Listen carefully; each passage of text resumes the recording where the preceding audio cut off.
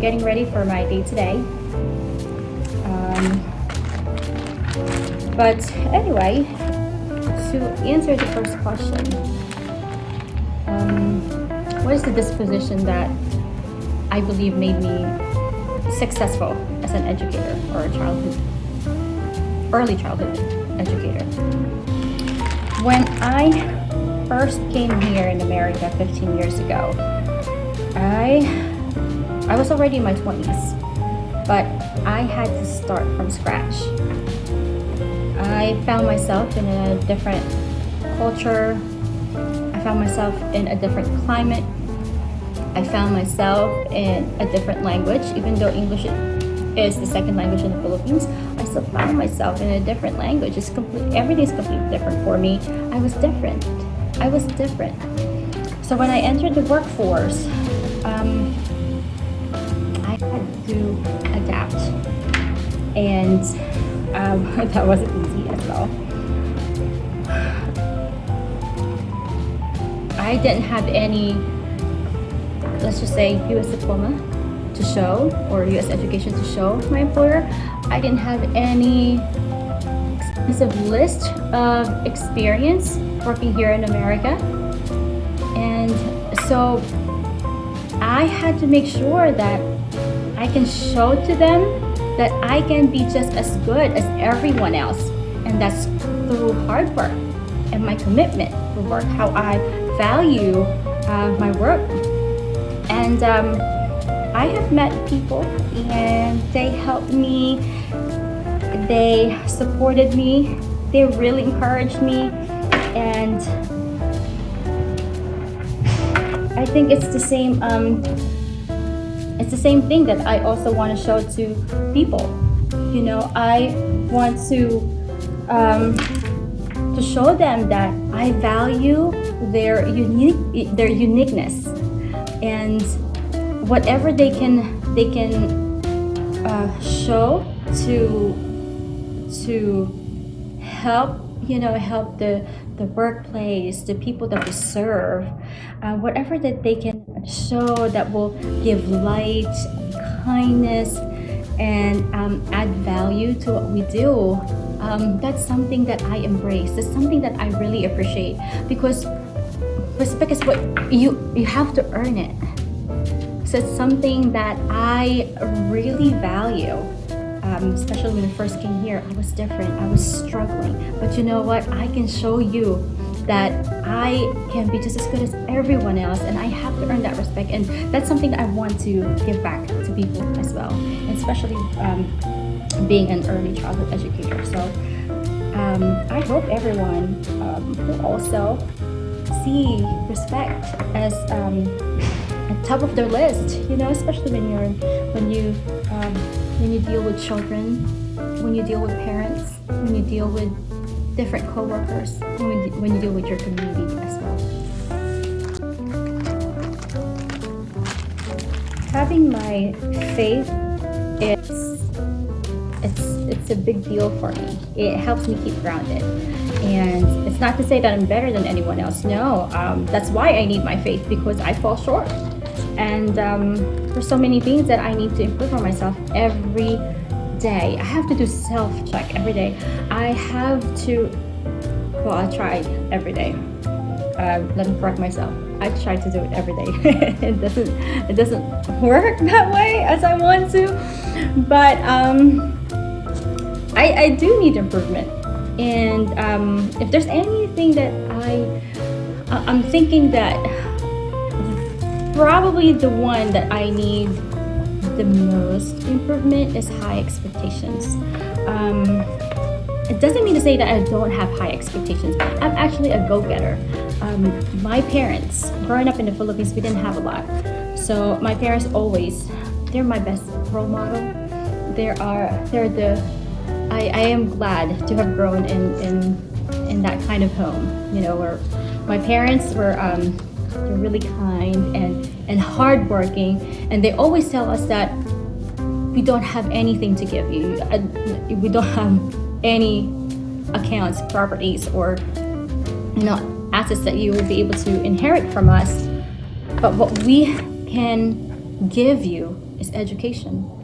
If you have that education, it will help you improve your knowledge and the experiences that you get from education, the people that you meet, especially if you put effort into it and not just like go to school and just survive the day. No, if you put effort and if you put value in what you do, especially in education, it will definitely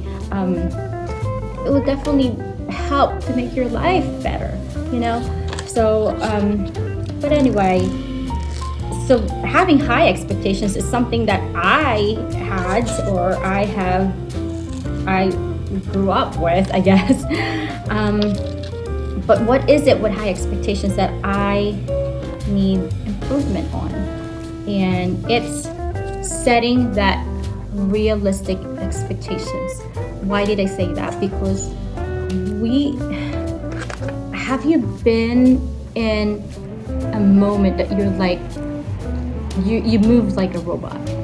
You're in a robot mode, and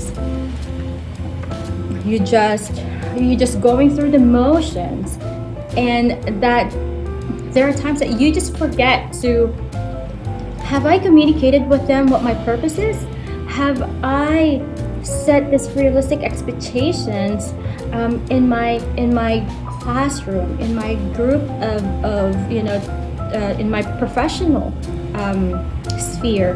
Have I made necessary or appropriate assessments and methodology so we can meet these goals, these realistic goals? And those are the things that sometimes I think that I need improvement on. It's not that I fail on them, I just need to be reminded that sometimes, you know what, Maria, you have to stop being a robot, stop going through the motions, and take a step back, look at my kids, look at my students, look at my work.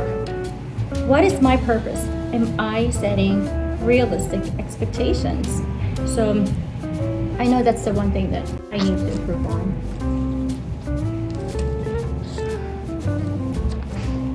So what are being expected from us as professionals in the field of education, and how do we uphold those? I think we have the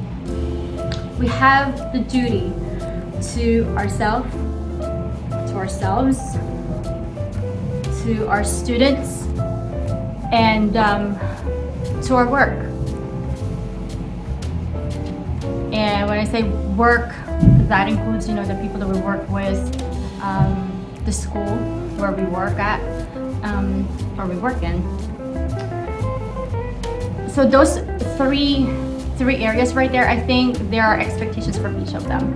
So there's the expectation that we have to make sure that we take care of ourselves, that we take care, that we are there for our families, that we value relationships. There's the expectations that we have to be in the right mind. We have to take care of ourselves. How can we take care of other people if we are not going to do that to ourselves? We have to be able to meet the needs of our mental health, of our physical health, even our emotional health, to be able to do our responsibilities as a nurturer, as a teacher, as a caregiver. The expectations also there, of course, when we deal with our students, they rely on us. So for us, we have to be role models. We forget that. I think, I mean, for me, sometimes, like I've mentioned earlier, we just go through the motions that we forget that, they are watching my every move. They are listening to every word that I say. And so as teachers, we are to be their guide because they rely on us. They are reaching for our hands to just guide them and lead them in their path to their own success. And there is also the expectations to our workplace. how we conduct ourselves professionally, how do we make decisions on things, how do we respond on certain situations that will not help, but make us just stop on our tracks and think, what should I prioritize? How should I, attack this thing? That at the end of the day, we are doing our job as educators, and I think just putting value on those things, ourselves, our students, and the place that, where we work at, the relationships that we build. I think that those are the things that we have to make sure that we embrace, and we just want to make sure that we respect and we show compassion all the time. It's hard. There are days that you just want to scream, but